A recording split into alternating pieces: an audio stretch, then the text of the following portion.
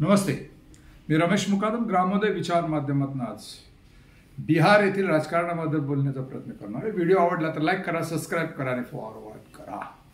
बिहार विधानसभेचे निकाल लागू जवळजवळ 72 तास झाले, असं असताना मुख्यमंत्र्याचा निर्णय अजून होत नाही। एनडीए आघाडीने प्रचंड असं 202चं बहुमत मिळून देखील 243 पैकी 202चं प्रचंड बहुमत असताना देखील मुख्यमंत्र्यांचा निर्णय न झाल्याने पेच निर्माण झालेला आहे। एनडीए आघाडीतर्फे मुख्यमंत्री हा एनडीए आघाडीच्या बैठकीमध्ये ठरेल असं नितीश कुमार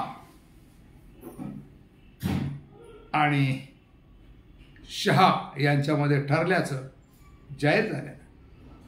नितीश कुमार काल राजीनामा देतील आणि निवडणुकीचा मुख्यमंत्र्यांचा जो काही वाद आहे तो मिटेल असं एक चित्र होतं, परंतु तशा प्रकारे कुठल्याही वाद मिटला नाही।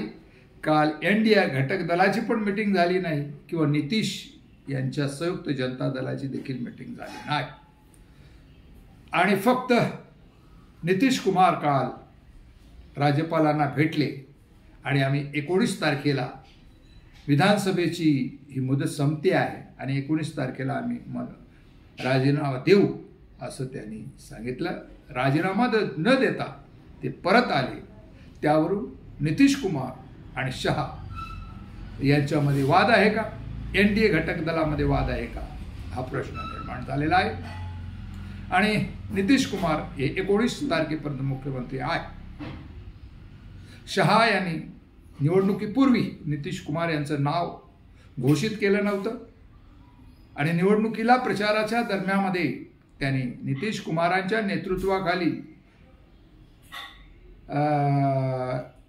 आम्ही निवडणुका लढवतो आहोत, परंतु निवडणूक झाल्यानंतर विधिमंडळाचे आमदार नेता निवडतील असं जाहीर केल्याने हा पेच निर्माण झालेला आहे। एकंदर सर्व लोकांचा होरा आहे की नितीश कुमार यांना मुख्यमंत्री पदाची मान मिळेल, परंतु निर्णय न झाल्याने, मुख्यमंत्री पदाचा निर्णय न झाल्याने घोळ निर्माण झालेला आहे।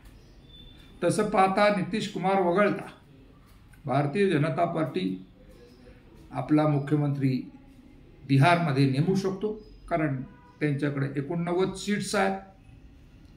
हम पार्टीचे 5 आणि सहानी यांचे 4 असं मिळून त्यांच्याकडं जवळजवळ 117 पर्यंत आकडा जातो आणि नितीश कुमार यांचं जनता दल तोडून ते सरकार सहज बनू शकतात आणि 89 हे सर्वात जास्त आकडा असल्यानं